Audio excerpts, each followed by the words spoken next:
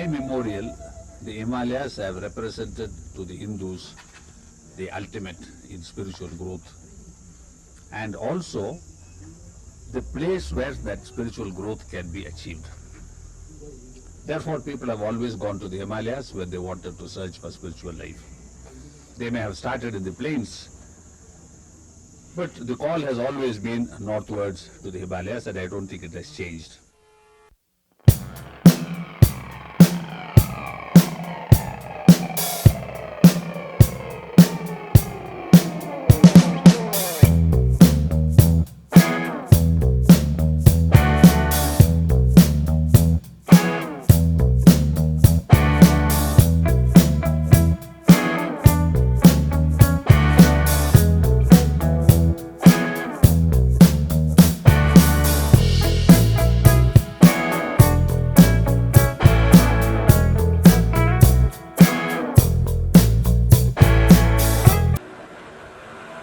The trip started in Delhi, as noisy, as busy and hectic as all other metropolitan cities of this world.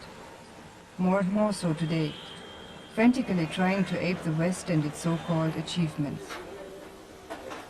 That even India sets out for the race of competition and that people lose their values in life was a recurring theme of Master's speeches.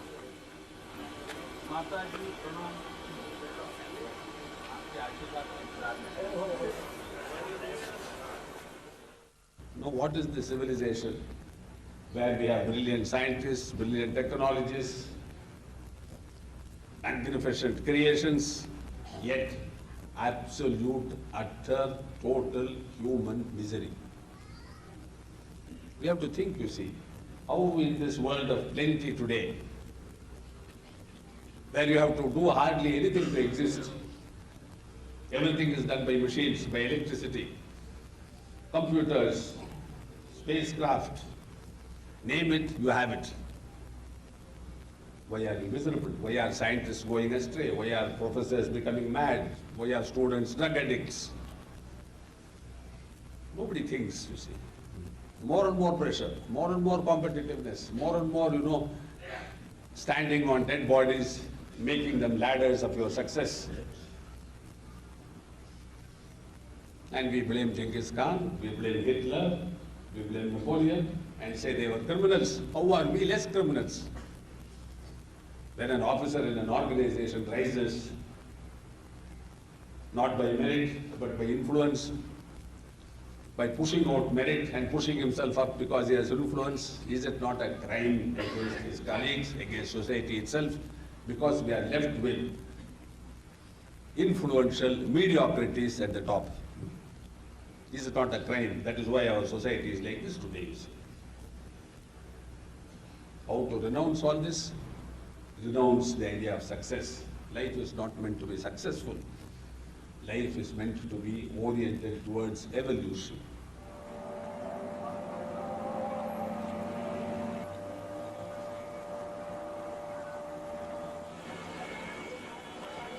Spirituality says, why do you want to wait till the end of your life?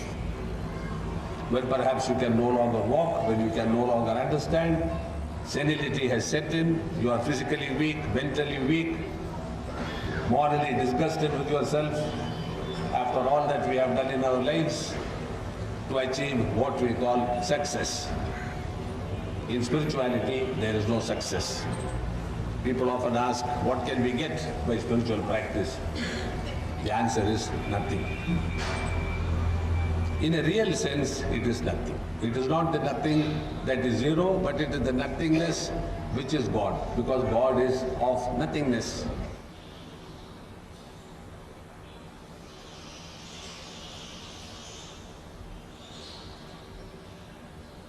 So the way of spirituality is very simple, you see. Meditation, slowly to establish contact, in silence, because his language is silence, when in fact, if we are really trying to get into touch with the divine, we must be silent, because only in silence can we hear him. It is no use our trying to call him. He must call us. He must give us instruction. He must speak to us. He must reveal himself to us. Here it is a silence where all the indriyas are brought into a balanced stillness, and we maintain that stillness day after day after day, so that progressively his presence becomes more and more manifest, and one day the voice, the still silent voice of God as they call it, begins to speak to us. Then it offers guidance from inside. We no longer look for external guidance.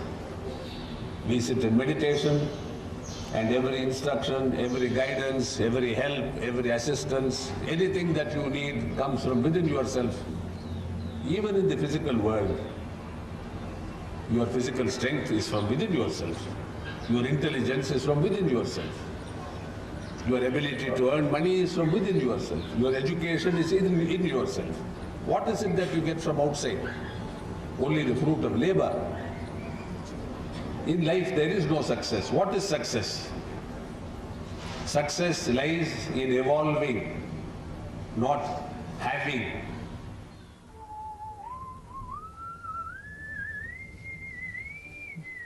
The first part of the journey led us through Uttar Pradesh, the land of great saints, rishis and sages.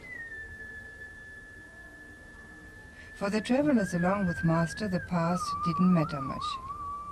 It was a journey inside as well as outside. A trip with companions on the path inevitably means a very human experience, colored with all sides of human nature.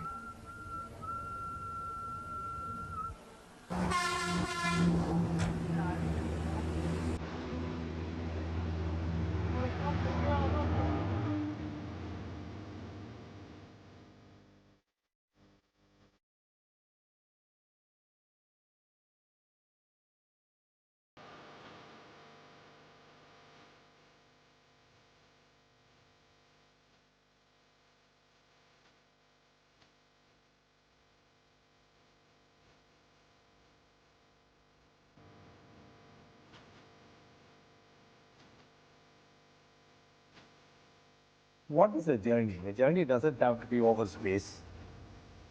See, that is a purely physical understanding that a journey means traveling from somewhere to somewhere.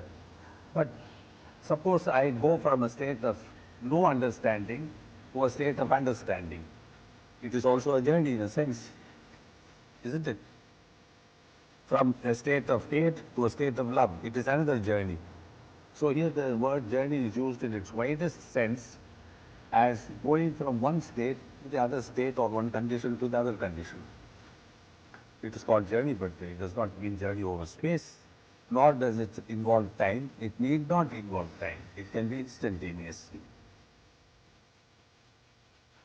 Like when I think of Venus, I can say my mind is making a journey from here to Venus, and it is instantaneous. It is still a journey. That it does not take time does not mean there is no journey. In Lucknow, the capital of UP, we were guests in the private home of the preceptor in charge. His house and garden were lovingly turned into a function ground, and more than 500 abhyasis had come to meet Master.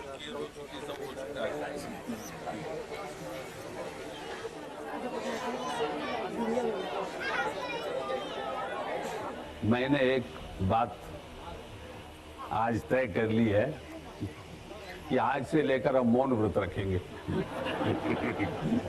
क्योंकि हमें चैन से बैठने नहीं देते ये लोग। बाबूजी ने तो कई बातें सिखाई है, लेकिन हम बेवकूफ रहे, हमने ये नहीं सीखा उनसे कि बिना बोले कैसे हम आप लोगों को कुछ सिखाएं। बाबूजी महाराज ने वो कहानी सुनाया करते थे, वो कौन सी कहानी हम भूल गए। वो एक जो प्रेमी था लैला मजनू, वो बदसूरत थी फिर भी प्यार। अब खूबसूरती तो सब प्यार करते हैं, बदसूरत से कौन करेगा? वही है सच्चा प्यार। तो हमें तो दुख होता है कि बार बार हम प्रेम के बारे में सुनते हैं, बोलना पड़ता है, सब कुछ करना पड़ता है, लेकिन कहीं मिलता नहीं है प्रेम। बाबूजी महाराज लास्ट तक कहते रहे कि कोई एक मिल जाए जो सच्चे ढंग से प्यार करे, तो गुरु का जीवन उद्धार हो जाता है, संपूर्ण हो जाता है। और वो जिसलिए यहाँ आए वो उस काम पूर्ति करके चले जाते हैं। जैसे एक बत्ती से दूसरी बत्ती जलाई जा सकती है, नौकरी में काबिल है, पैसे कमाने में काबिल है, सब कुछ में हम काबिल हैं, तो किस चीज में हम नाकाबिल रहे? केवल एक। इतने बरस जिंदा रहने के बाद भी, जिंदगी काटने के बाद भी, शादी होने के बाद भी, बच्चों पैदा करने के बाद भी, पोते पर पोते होने के बाद भी हम ना प्रेम दे सके ना प्रेम ले सके। तो इस पर सोचना है बहुत कि ये प्रेम क्या है। दिल खोल के हम कम से कम इतना तो समझें कि प्यार क्या होता है, यहां है कि नहीं। तो ईश्वर तो प्रेम स्वरूप ही है, गॉड इज लव अंग्रेजी में कहते हैं। तो लव मिल गया तो गॉड मिल जाना चाहिए, गॉड मिल गया तो लव मिल जाना चाहिए। तो ये कोई क्या कहे ख्वाब नहीं है, असलियत है। तो अपनी सफाई हम करेंगे तो बाबूजी महाराज और हायर काम कर सकते हैं। इसीलिए उन्होंने एक प्रिसेप्टर भाई साहब को उन्होंने पत्र डाला था कि आपके सेंटर से हमारे पास लोग इतने गंदे आते हैं कि हमारे तो दम उड़ जाता है उनकी सफाई करते करते। हम उनकी और आगे तरीके हम कैसे करवाएं? What you have for your children and your husbands is only attachment. It is not love. So today we have no family. We have only mockeries of families, people living together, huddling together out of such mutual protection that they think they can get out of it. No love. We have societies huddling together. No love. Women must become what they are supposed to be. Because it is women who corrupt society, spoil society, tempt society. Strishu dushtashu varshneya jayate varnashankara, says the Gita. The onus for morality, for respectability in a society, for purity is laid squarely on women. I am not saying it, Lord Krishna says it. You cannot break up the whole into parts. The heart is a whole thing. It is not destined only for you to love your husband and your children. Yes, samsara is necessary because there you learn to love.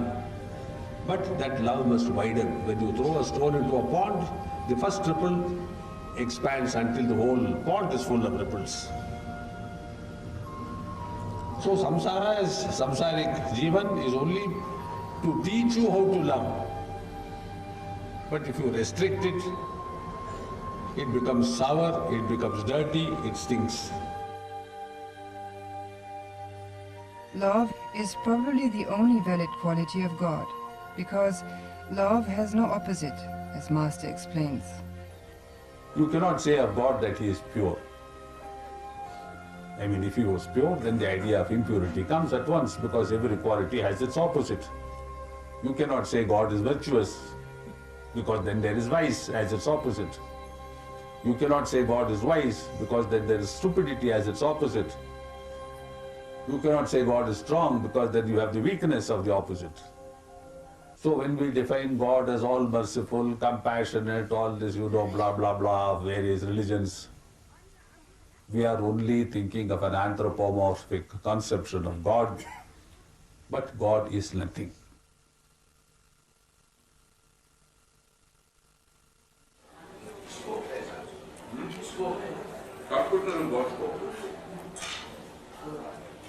It was a bit of a historical moment when Master had breakfast with Birte, Babaji's first European Navyasi, Sister Kasturi, who lives in Lucknow, and our host, K. Gupta, also a close associate of Babaji.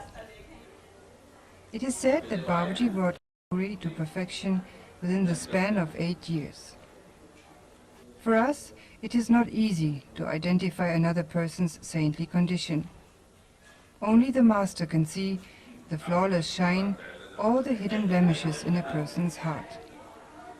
Again and again, Master has to remind us that the spiritual charge we receive brings the responsibility to mold our character by our own cooperation. Only a master of caliber moves beyond all human values.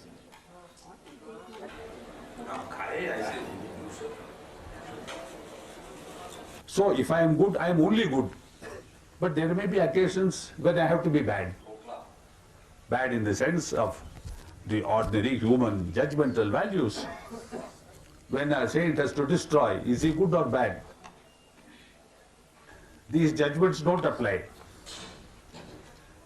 Good or bad, as Shakespeare said, nothing is good or bad, but thinking makes it so. No, stop thinking.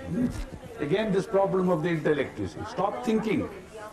Who are you to judge what is good and what is bad?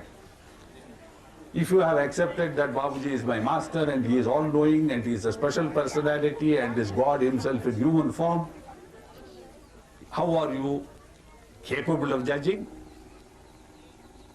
Have you the equipment to judge? Have you the right to judge? Should you judge at all?